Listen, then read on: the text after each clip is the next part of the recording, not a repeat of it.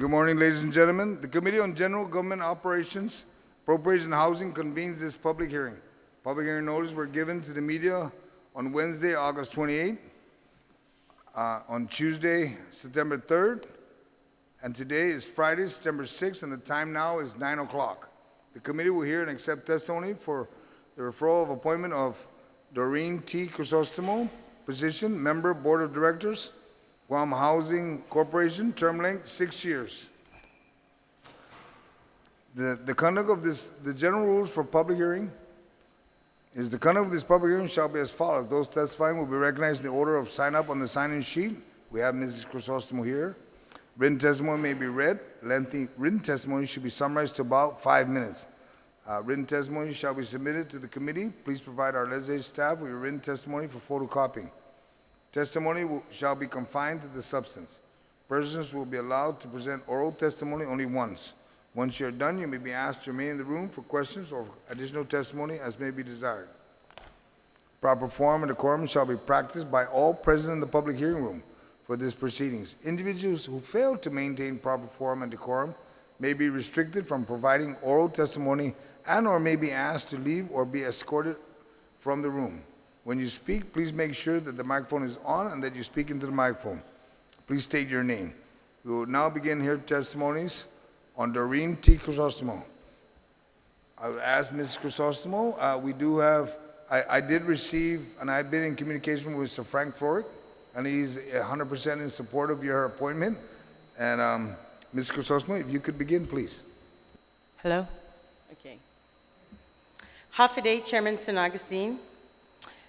My name is Doreen Crisostomo. I'm honored to have been appointed by Governor Leon Guerrero and Lieutenant Governor Tenorio to serve as a member of the Guam Housing Corporation Board of Directors, and thankful for the opportunity to provide testimony before you today. I have spent my entire career in government service and have served in various capacities within the executive and the legislative branches. In particular, I served as a controller of the Guam Housing Corporation during the Gutierrez-Bordallo administration. During this time, I oversaw the implementation of a new accounting system, implemented the first direct deposit banking system, and revived the 6% loan program in collaboration with the Office of the Governor. Since that time, I've built up my academic credential and professional experience in the government accounting field. I earned my master's degree in accounting from the University of Phoenix and doctorate degree from Capella University. I hold certification in government finance, internal controls, and as a fraud examiner. I am also a proud member of the University of Guam family. UOG is where I earned my undergraduate degree in accounting, and currently it is where I spent my time as an associate professor of accounting. I look forward to bringing this background with me during my return to GHC if confirmed by this body. A couple of my goals at GHC, if confirmed, are to enhance the opportunities for low to moderate income families realize their dreams of home ownership and to decrease the vacancy rate of the rental division. In reviewing GHC's citizen-centric report for fiscal year 2018, I noticed its loan portfolio decreased due to the loan payoffs. The number of loans, grants, and loans on hand at the end of the year had also decreased. GHC relies on the interest income to fund its operation. Furthermore, its FY18 audited financial report indicated it needed $17.2 million to fund 136 qualified applicants. One of the challenges these applicants is finding a home to purchase based on their qualified loan amounts. GHC had a $50 million source of funding through the mortgage revenue bonds. However, due to the bond restrictions, the unused funds were returned. From my recollection, borrowers are required to take out additional insurance, namely the mortgage insurance, which in turn increases their monthly payment, which in turn makes GHC's option not feasible or less attractive to first-time homeowners compared to what other lending institutions require.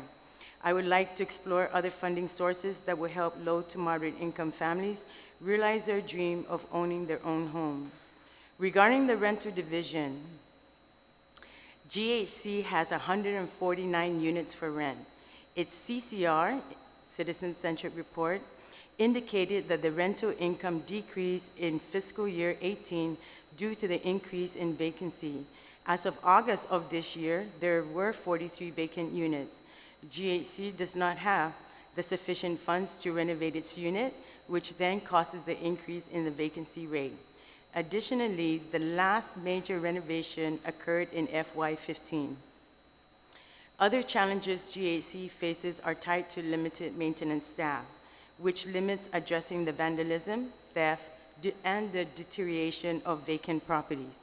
The good news is GHC was able to provide more emergency housing and provide homeless families with shelter in fiscal year 18 compared to 2017.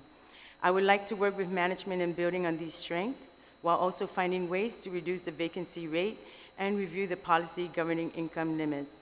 These are just some of the things I am confident I can help GAC address in the years ahead. Thank you for your time and hope to gain your vote.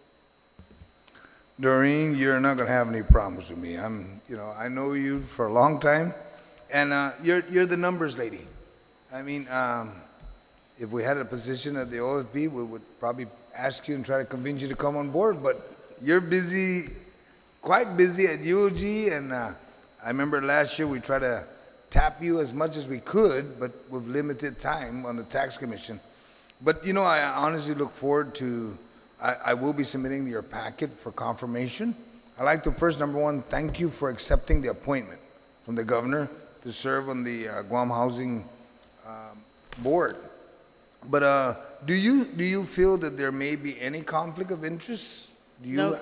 I didn't think so. I was looking at your background. You didn't have, and I believe you've always been involved in many events. So I expect that you'll be gainfully employed with Guam Housing on other events, and I look forward to submitting your packet at the next session for approval by the members at large. Thank you. Are you going to ask me the 3 questions? Well, I normally ask those questions, that I've Okay. always asked every agency. Number one is, where are you at? Where do you want to go? And how can I help you? And that's Okay. what I normally ask Doreen, and I know Yes. that you've got answers for that, so go for it. Yes, Guam Housing right now does need additional funding, and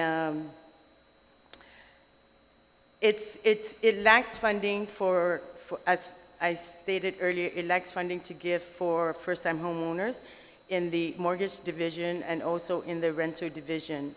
And so if you really look at their CCR, they only did 9 loans in 2018.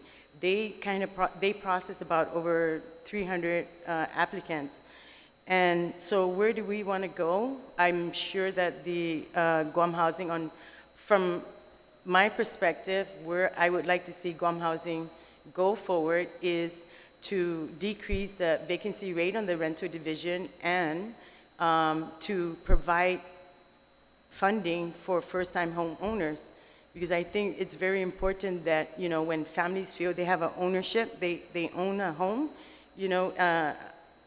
it will really help the community. And so how can you help? If you can, just to start, maybe give Guam Housing $10 million, $5 million for the mortgage area, and $5 million to do the renovation. There's 18 units that needs renovation, and in order to, they don't have the funding, and the $5 million can help at least 20% of the qualified applicants. So, and if you're trying to determine what source of funding, can we take it out of the FY19 surplus? Thank you, Doreen. You know what? I'm gonna be looking forward to, because this is all on record. Yes. And I know that Frank Floric and the rest of the staff are probably watching this. I would hope that they would submit a formal request for that. Once we can get you on board officially, you can work them to put it in writing, and then what we'll do is we'll communicate that with the governor's office and everybody else, and we take a look at what's available. Because yes, definitely, we want to help all the families, Yes. as many as possible we can help. And I know that you're going to come up with some other creative ways of processing at the Guam housing. All right? Okay, Do you have thank you. anything else, Doreen? No, thank you. All right, thank you.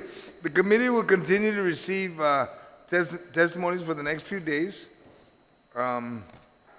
Please address your written testimony to the Committee on General Government Operations, Appropriation, and Housing, and submit it via email to Senator Joe S. Augustin at gmail.com.